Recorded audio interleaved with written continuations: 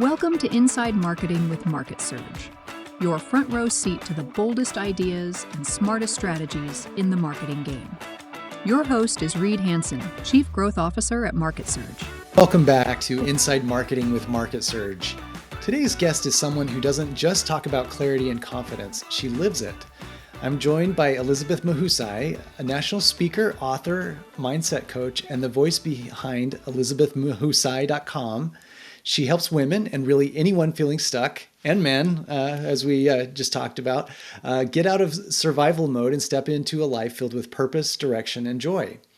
Elizabeth's story is as powerful as her mission, from the challenges of burnout and identity loss to building a life rooted in faith, clarity, and conviction. She's on a mission to equip others with the tools to stop living small and start showing up fully. Whether you're building a business, navigating a big life pivot, or trying to break free from the mental clutter holding you back, this conversation will light a fire under you. Let's dive in with Elizabeth Mahusay.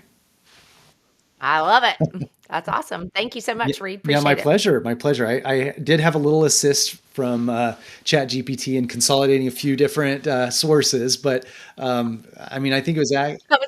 I literally was thinking, I don't think it says that exactly on my website, No. Anyway, I had to watch a few videos, so no. Well, that's it. So that's why you asked me about that, because depending on the videos that you're watching, I do a lot of women's Bible studies, which is very focused in that space. On the business side, I do Interesting. both. Yeah, so. Though ChatGPT initially thought you were the coach for women, you told me that you work with a lot of men as well. Yeah. So A lot of men, yes, for sure. well, fantastic. So this is the first time that my audience has heard from you, and I would love if you could tell us a little bit about what led you to this kind of work, and like how you got here. Sure. The Cliff Notes version is when I was in high school, I took a special honors chemistry class, and it was very challenging. I was a new girl at the school. I'd moved there at the beginning of my sophomore year. So the short of it is, it was very difficult for me. And our teacher, Mr. Waters, who I'm still in close contact with today, met with me for weeks, an hour before school started, to basically help me get my feet under me. And he lit a fire under me, which led me to go and get a chemistry degree and teach chemistry, both in an inner city public school and in a large homeschool cooperative for 10 years. And so that's really the initial place where I saw the value of what one human can do for someone who wants help, when you make yourself available for that to happen and you leverage who you are, the knowledge that you have, and you have the ability to help that person learn. So that's really where my fire came from in helping other people. So I went to school, I got a chemistry degree, I taught chemistry, and then I joined the sales force because I wanted to raise our boys. So when we had our two sons, I started working from home so that I could call myself a work from home mom. And that was in the direct sales space. And, direct sellers are independent. They don't work for you. So you have to develop followership by good leadership. And that's where I learned to develop my leadership, develop people, develop leaders. And so for 19 years, I worked with hundreds and hundreds and hundreds of individuals building businesses and hundreds of leaders, both locally, regionally, and nationally. And that's alongside of building our Fred Shots photography business as well. So just have a real passion for people, whether they're entrepreneurs or business owners or executives, to assist them in living the life that they want to live. I believe you can have both success. You can have success in your business life and your family life when you choose to manage them well. That's a great story, and I'm glad that you're giving back. You've obviously had that clarity come into your life and the balance, and that's tremendous. and I don't know if we talked about this before, but my wife runs a photography studio, and You did tell me. Yeah, you and then but did. also another thing in common is she has a degree in education as well, and worked as a teacher.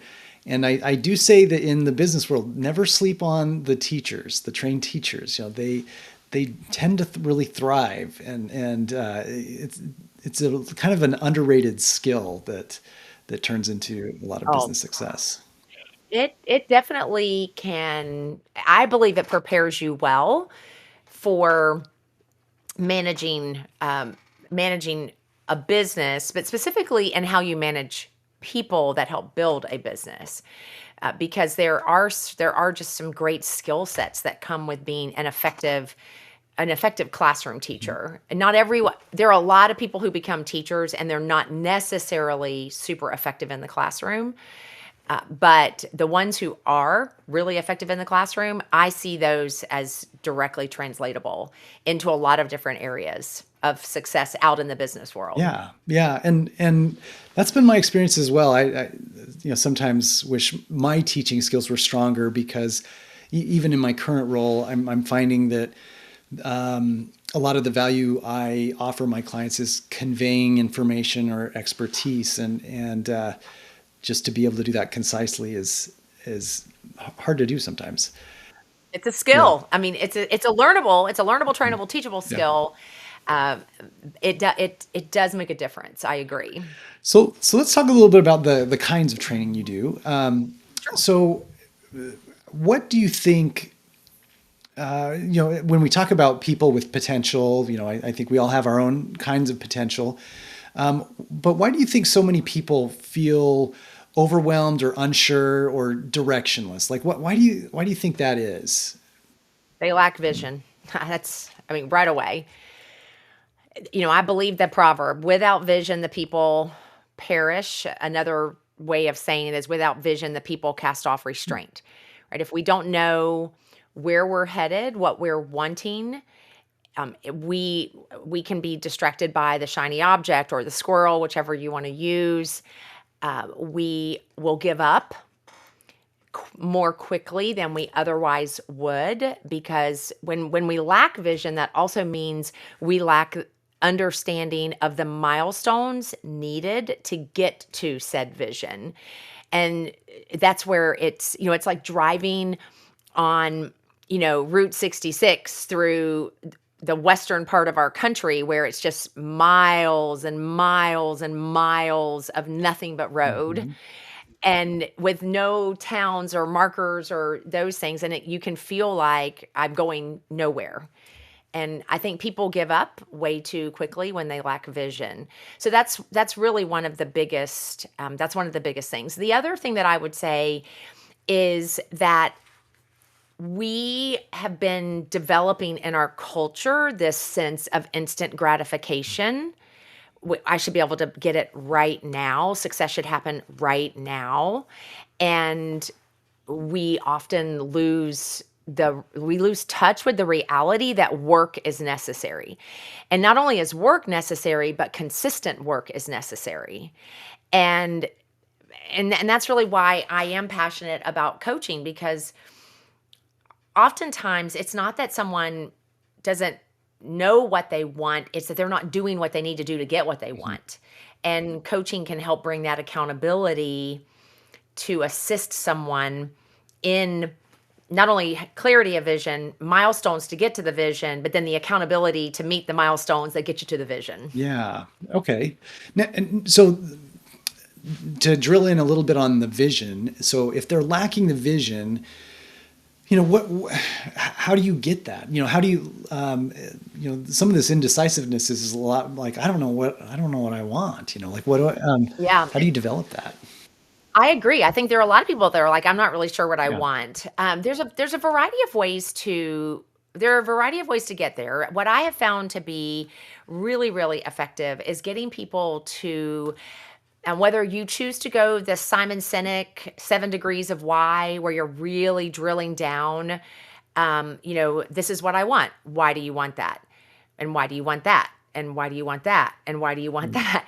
I mean, it really forces you to drill down to the core foundation of what do you really want, right? And then that allows you, that can become a firm foundation from which to build vision. Now, one way to do that, some people don't really relate well to asking why. So it can become more of asking questions like, what do you want to have? Where do you want to go? What people inspire you? What do you want your children to say about you when they're older? And that was important, like as an example to use that was important for my husband and I. We wanted our boys to be able to say that we had the flexibility and freedom to be present, especially once they hit middle school and high school. And so our decisions were guided by what allows us to be present. How can we build businesses and have success and also be present for our young men? Because now they're grown adults and we can make decisions however we want to make decisions, But so that's part of it. It's the questions that you're asking yourself to get to that place, whether they're why questions or what questions. It allows someone to really drill down. Another way to get there is a lot of people will use a SWOT, looking at strengths, weaknesses, opportunities, and threats, which helps them to assess here's where I am right now. And then from that, they will build how do I want to retool or refocus my vision going forward as a result. Interesting. Of the opportunities that are there or the threats that need to be addressed. That's probably what I would call a more tactical approach, to it. But it's all around the questions that we're asking ourselves. And I'm a firm believer in you need a visual. So to my right, it's not like I can turn my camera over there, but that's where my vision board exists. And so visually, I can see every day what are key aspects that are moving me towards what I'm wanting to accomplish. So you touched on some interesting things I want to follow up on. So first, I love the use of the SWOT analysis for like your personal vision. I know it's often used for like a business or a new product or something like that. But to apply that to yourself, understand your own strengths, your own weaknesses, and then opportunities that are out there and threats or obstacles. So that's tremendous. But the next thing I wanted to ask about was you do seem to take a very, you refer to like questions and self-examinations. Does that help describe your approach in coaching? Like, do you encourage your clients? I want to use the right term. Clients. Clients is correct. Do you encourage your clients to do a lot of self-questioning to understand themselves and their goals? Most of my clients are leaders of some kind, whether it's a small team or a large team, whether they're managing $500,000 or billions, right? That the theme is very common. I need to create a T-shirt. Ask over tell. And the same is true of the questions that we need to ask ourselves. I explain to anyone in a good coaching relationship, it is not about me telling you what to do. You already likely know exactly what to do. You just need help getting there. You need help uncovering it. And it is very true. People will believe a little bit of what you say, in this case, what I might say as a coach. They'll believe almost 100% of what comes out of their own mouth. So for me, it's about the questions that I ask that bring them to that place. Like take, for example, a gentleman earlier who was looking at a risk analysis. And the way he defined high risk was it would generate an immediate emergency. And I said, what does immediate emergency mean? And so he starts giving me some additional, and I said, is it possible that your definition of immediate emergency is different than someone else's on your team's definition. He goes, oh yeah, good point. So then we drill down on what is in your head that defines immediate emergency, because otherwise everyone is going to interpret that potentially very differently. And so it's a lot about asking the questions that help people to come to self-realization. It's actually something that I say to myself every single day. I look over here because I keep a copy of it on my board. I ask great questions that cause my clients to engage in self-realization and problem solving. That is my focus. That's great. The final thing I wanted to ask you about your earlier comment is you mentioned the power of visualization and having visual reminders. Talk a little bit more about that and maybe how you use it and how you could recommend that those would be employed in, like an office setting or wherever. Yes. Okay. So I'm super passionate about this because let's first lay the foundation of visualization, is because the brain thinks in pictures, right? So if I were to ask you, Reed, who do you know that is a business owner? Likely your brain is going to begin sifting through the thousands of people that you know that you've engaged, and it will present to you from your subconscious to your conscious a face, because your brain thinks in pictures. It's not likely for most people that they would see the words business owner to identify a name. So we think in pictures. So visualization is incredibly powerful because it allows you to work with the power of your brain. That's number one. Secondly, when we know that and now we work alongside of it, being able to create that picture helps us to be more focused. Because, for example, on my board, I have 12 paid speaking gigs because I want to do one every single month, right? So because I see that visual and the picture that I have connected to those words is me on a stage where I was paid last year. But when I visualize that, it reminds me that in order for that to become a reality in 2025, I've got to put in the work to submit proposals, to do the things necessary for that. But I literally picture myself on stages delivering, whether it's training or keynotes, etc. So but in doing so, you're activating what's called the reticular activation system. So that means when I'm out and about, I'm talking with someone and maybe they say something like, someone texted me earlier this week, I'm really busy with this event. And immediately, what does my brain do? Opportunity, speaking opportunity. And so I texted her and said, hey, you know what? I would love to have my name, find out how I can submit my name to be on your speaker list for next year. She goes, oh, that's really good to know. She knows me. She knows I speak, but she hasn't thought about it. So that's the value of there's so many aspects of visualization, but those are some of the key ones. I tell people, you experience this all the time. Buy a new vehicle. What do you see on the road? Everywhere. Your same vehicle, different color, different year. You never really noticed it before until you owned that very make, model of that vehicle.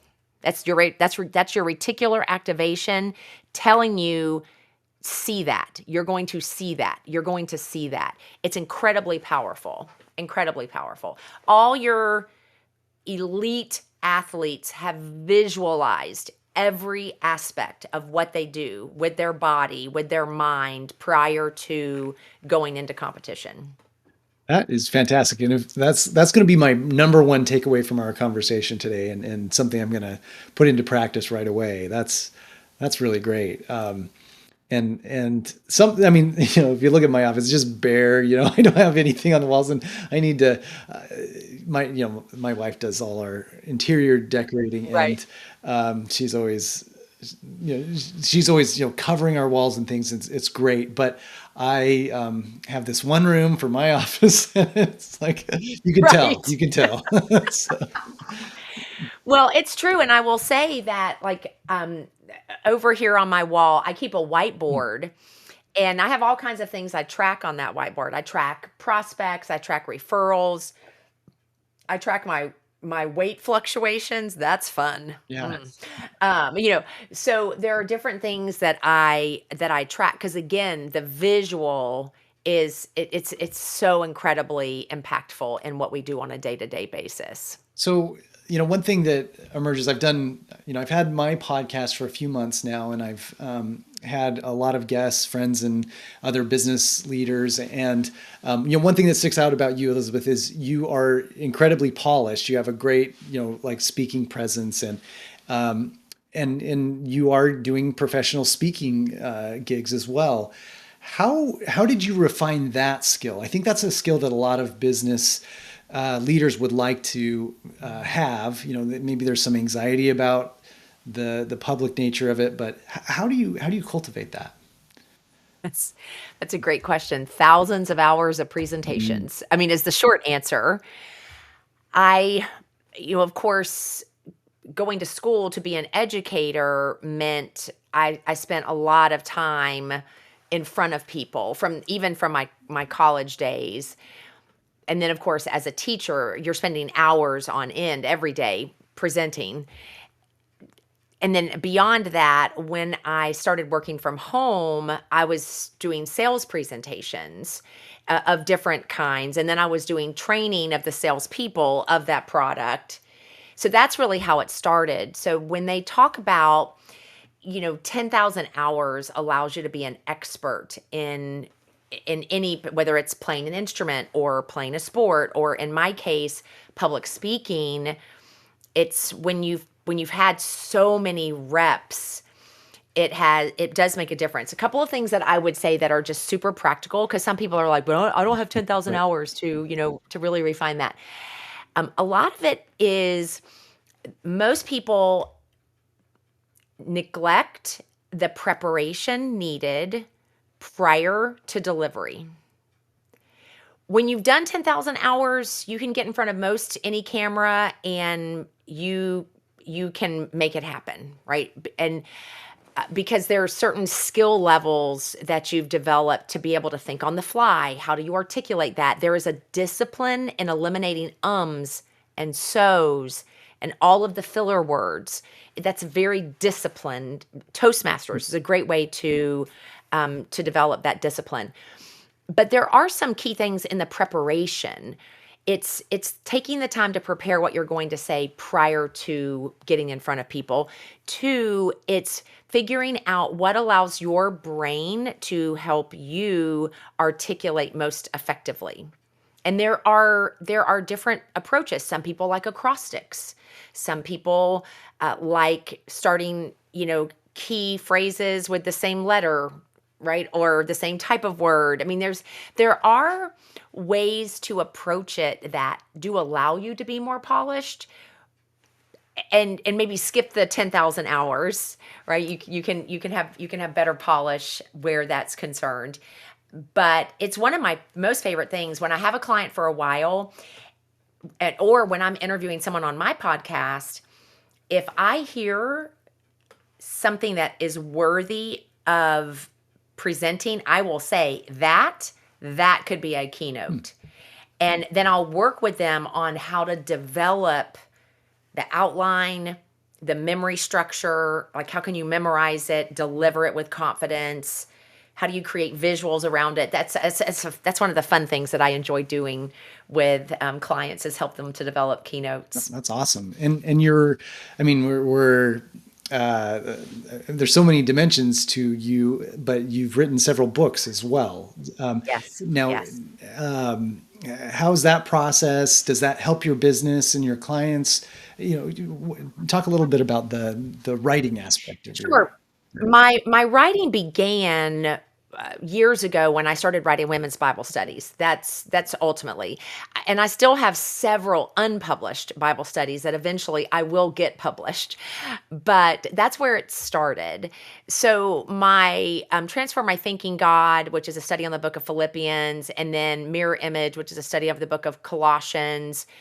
That's where it started. Does it help my business? Absolutely, because well, things are changing now with so much AI and people moving books to publication much faster because they're leveraging AI. I do not use AI in my in these writings. That's my other one up here as well.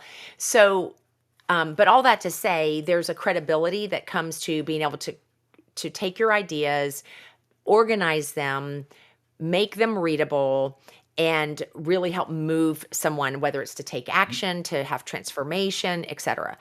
And now my Pick Your Path, which is an international best-selling book, is definitively helpful. So it's my what I call my back of house, specifically my signature keynote, which is called Pick Your Path, How to Set Your Mental Autopilot on the Right Course.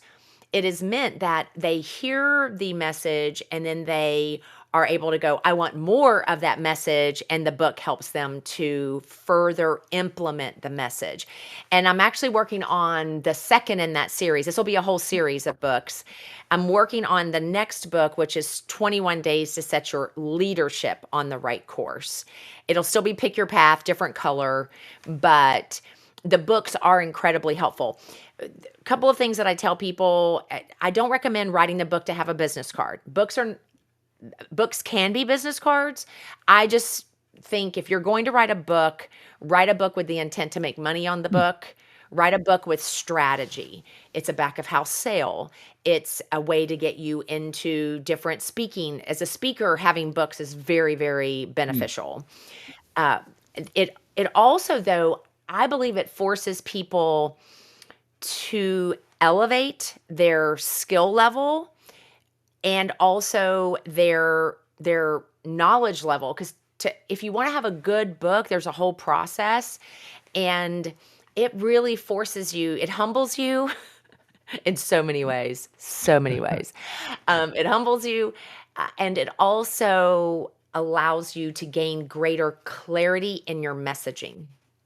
My speaking has benefited from my Oh, writing. interesting. And my writing has benefited from my speaking. They definitely have a symbiotic relationship. I have like a mini testimonial of what you're saying. Not that I have written a book, but I've recently started a podcast, and I've made an effort to guest on others' podcasts, and I found that this version of public speaking has really helped me refine my business approach. And, I just have so much more clarity on the things people ask about, the things that people apparently care about that maybe it was a little bit foreign to me. So learning that in the, what seems like kind of a high stakes setting, does seem to like really stick. So that's.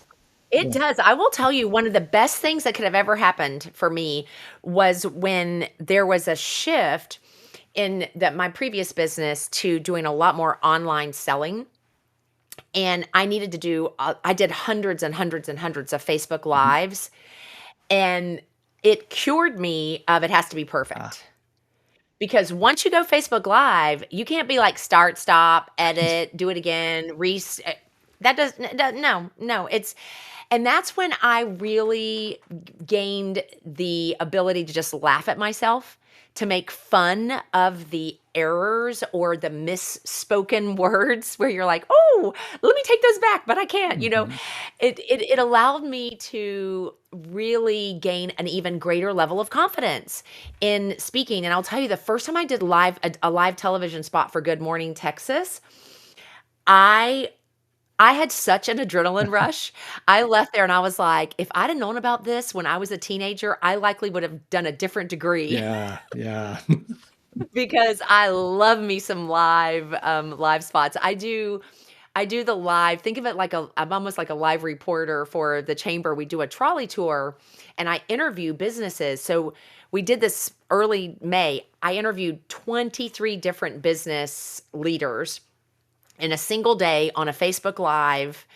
If your viewers want to go to mckinneychamber.com and look up the trolley tour, they'll see it. But again, to your point, even on a podcast, you don't want to spend time like editing every single thing. So it's finding that way of how can I be authentic? How can I be in the moment and not be so caught up in everything has to be so perfect. Yeah. It does help you to develop for sure. Yeah. Yeah. And no, that's great. I'm glad that you speak with some authority on these topics because you've done this for so long, and I really appreciate the insight, and I would point people in the audience to do the similar exercise. It's been quite invigorating, I'd say, for me. Now, so we're kind of coming up on time, and I didn't want to take your whole afternoon, but just a couple closing questions. Now, I know faith is a big part of your business and philosophy, and it comes in your coaching as well. How do you involve faith in helping people structure their vision and get that clarity? And then I'll have one more question, and then we'll wrap. Sure. So I do tell people I'm a faith-led person, right? Which means that it's my approach in everything. Now, my clients do not themselves need to be faith-led. I have folks that I have been coaching for years that do not at all resonate or connect with any type of faith approach. And I respect that and I work within that. But they know that I am, right? So I'm not going to change who I am. I don't change my LinkedIn to try to help people feel better, or to make them less uncomfortable. As long as they can trust that I can be respectful of where you are, I'm going to be respectful. I want them to be respectful of who I am as well. So there's that. For those that are also faith-led, what I do is I then find out from them, from a vision standpoint, like how does faith work into your vision? For some people, they envision themselves being very faith-filled, in which case I'll ask permission to call them to a greater faith, right? And which means I will ask questions around that will really challenge them in that. There are people who have a faith foundation that's really not as important to them in their, in where their vision is concerned. So I really try to gauge by asking questions, to what extent do you want to build your faith into your life and in your business? And then I will ask them the questions, hold them accountable in the ways that assist them in doing that. But that it does go directly to the vision, because it's who do you see yourself becoming? We talk about be, do, have. Who do I want to be? What do I need to do as a result of being? And then from doing that, these are the things I can expect to have, or that I desire to have.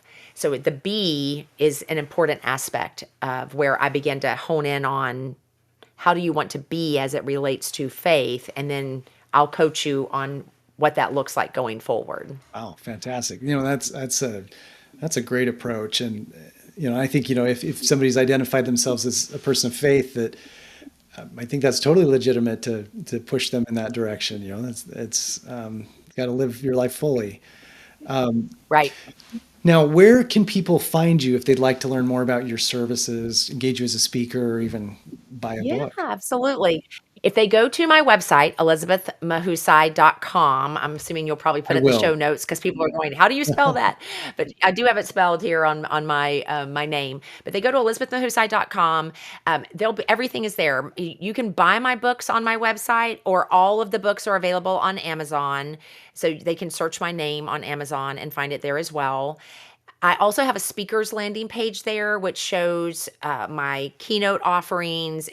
There are example videos, including my TED Talk that's on there, the rubber snake theory, as well as other pieces of information around that. So that's really the best place to go. And then also there is a contact me opportunity there as well for that, because if someone's wanting to explore maybe a one-on-one coaching opportunity, I usually schedule a discovery meeting for us to have more conversation around that. Well, tremendous. So I would encourage listeners to reach out.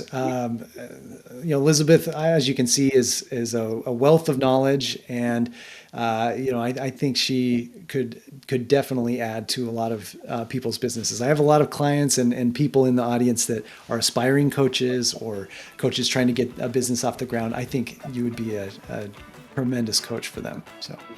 Oh, awesome. I appreciate it. Thank you for having me on the show. My pleasure. My pleasure. I hope we can speak again in the future. Absolutely. Want to stay ahead of what's actually working in marketing right now? Head over to MarketSurge.io and see how we're helping businesses grow smarter, faster, and louder. That's MarketSurge.io, because your next breakthrough shouldn't be a guess.